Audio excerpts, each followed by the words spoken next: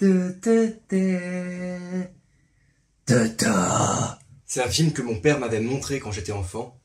Je me rappelle m'être ennuyé et me faire une réflexion du style c'est comme Star Wars mais en moche. En le revoyant, j'ai vu des trucs que j'avais pas remarqué à l'époque et qui m'ont plu. C'est une histoire qui se déroule dans le futur. Alors, il y a des chatières pour les chats qui s'ouvrent automatiquement. Il y a un tout autre design pour les clopes. Ou bien un support de téléphone fixe avec un petit bâtonnet. J'ai bien aimé tous ces détails. Ou encore un robot qui a une clé qui lui sort du doigt. C'est sympa ça.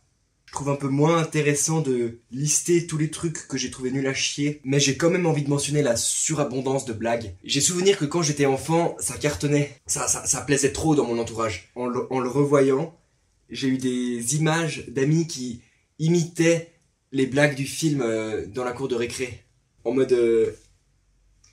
Et là, le méchant, il dit... Je sais.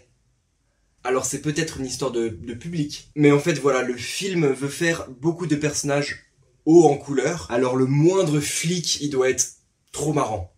Donc ça m'a gonflé le cul. Bon, il y a un truc que j'ai détesté et dont j'ai bien envie de parler, parce que c'est un phénomène qui est répandu et haïssable. C'est dans la scène où il y a Mai Wen qui chante dans le personnage de la diva. Et à ce moment, quand il invente la scène, je crois que le réalisateur, il est encore marié avec elle. J'aurais dû checker mes sources, mais je dirais que c'est pendant le tournage qu'il l'a quitté pour l'actrice principale du film. Donc je dirais que là, c'est encore sago.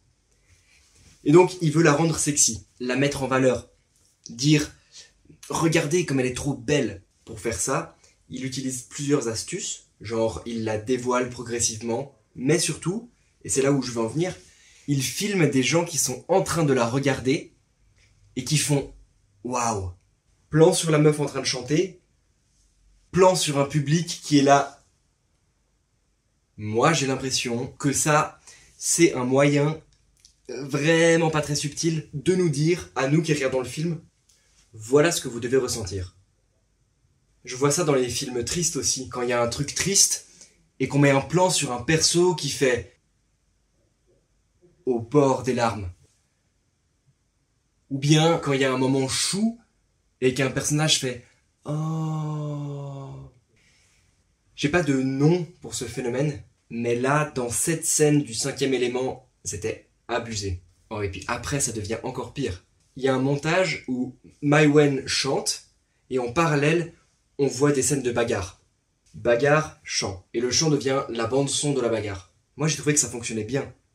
Mais après, quand c'est fini, il y a la salle qui fait une standing ovation en mode « Bravo, bravo !»